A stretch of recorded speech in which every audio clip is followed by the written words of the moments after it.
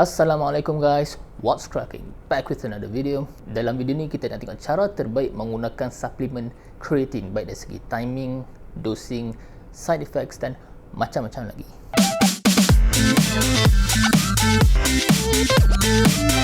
Baru-baru ni ada orang DM saya, dia kata, doktor ni anti suplemen ke?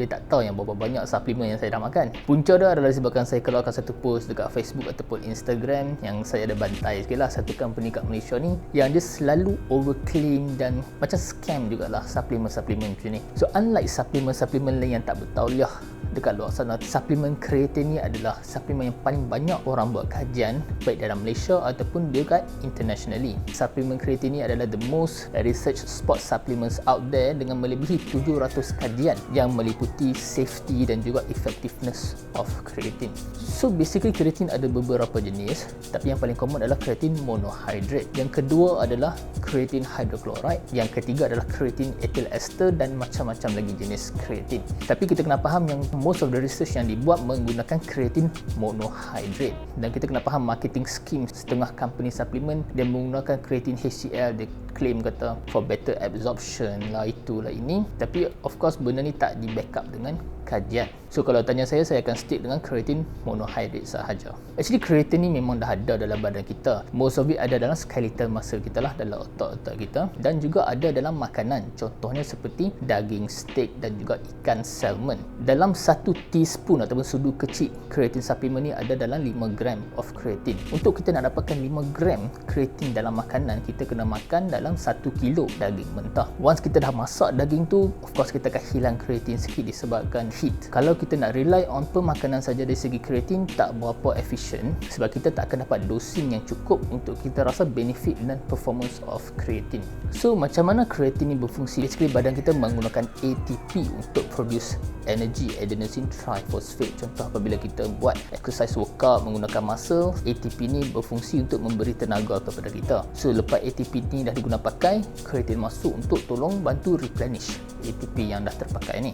Untuk high intensity punya training macam muscle building dan sebagainya, selalu kita boleh last dalam 8 ke 10 saat dengan creatine yang dah ada dalam badan kita. Apabila kita suplemen dengan lebihan creatine ni, kita boleh pergi lebih beberapa saat. Ada satu kajian yang menunjukkan apabila mereka masukkan suplemen creatine ni dalam satu workout program, mereka dapati ada increase in strength performance by 8%, increase weightlifting performance by 14%, dan juga increase 1 rep max dalam bench press sebanyak 42% berbanding dengan subjek yang menggunakan placebo atau tidak menggunakan creatine supplement ni. So jelas memang creatine ada benefit. So sekarang kita nak bercakap pasal dosing. Dosing ni actually very simple. Actually objektif kita makan supplement creatine ni adalah untuk kita achieve muscle saturation of creatine. Kita nak muscle kita ni saturated penuh dengan creatine secepat yang mungkin. So basically ada dua jenis protokol yang kita boleh pakai. First protokol kita panggil creatine loading protocol. Dalam supplement creatine ni usually satu sudu kecil tu ada 5 gram. So apa yang kita kena buat adalah kita menggunakan 20 gram creatine selama 7 hari. So 7 hari ni kita panggil loading phase. So once kita dah menggunakan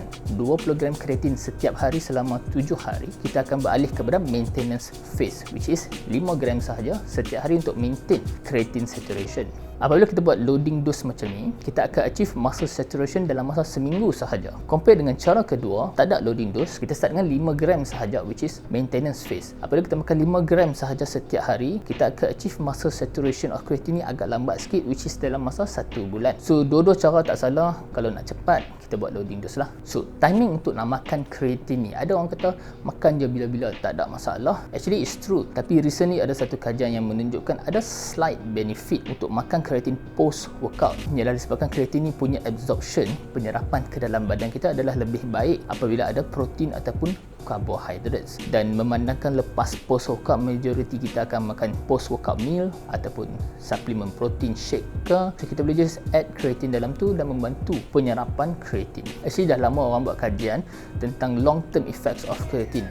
Means kalau kita makan creatine untuk jangka masa yang lama, mereka dapati tak ada side effect yang serius kepada orang-orang ni. Tapi dengan syarat orang ni adalah orang yang sihat lah sebelum dia start makan creatine ni. Side effect yang paling common adalah weight gain, means berat badan naik. Dan berat badan naik ni mainly sebab water retention. Water retention dalam sel ni sebenarnya benda yang bagus sebab dia boleh stimulate muscle growth. Bila kita tengok dalam cermin, kita tak akan nampak badan kita penuh dengan air, bukan. Kita akan nampak muscle kita lebih full. So kalau kita decide untuk buat weight loss program, tiba-tiba kita makan kreatin, tiba-tiba berat naik, jangan takut, itu bukan berat lemak, itu adalah berat ayam. Second benda yang saya nak bagi tahu adalah kreatin ni ada responders dan juga non-responders. Bermaksud setengah orang bila dia makan kreatin ni dia tak ada apa efek. So cara nak tahu kita respon kepada kreatin atau tak, senang je. Lepas kita makan kreatin 3 ke 4 minggu, kita monitor berat badan kita. Kalau berat badan naik, means kita respon kepada kreatin. Kalau berat badan tak naik, most likely kita jatuh dalam golongan yang non-responders kepada kreatin. Actually quite tinggi juga numbers yang non-responders ni, dalam 20 ke 30%.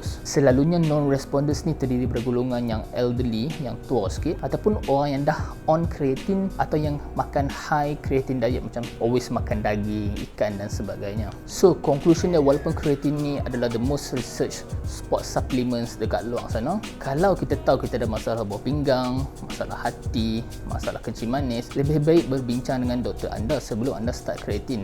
Once dah dapat green light daripada doktor anda boleh makan, tak ada masalah.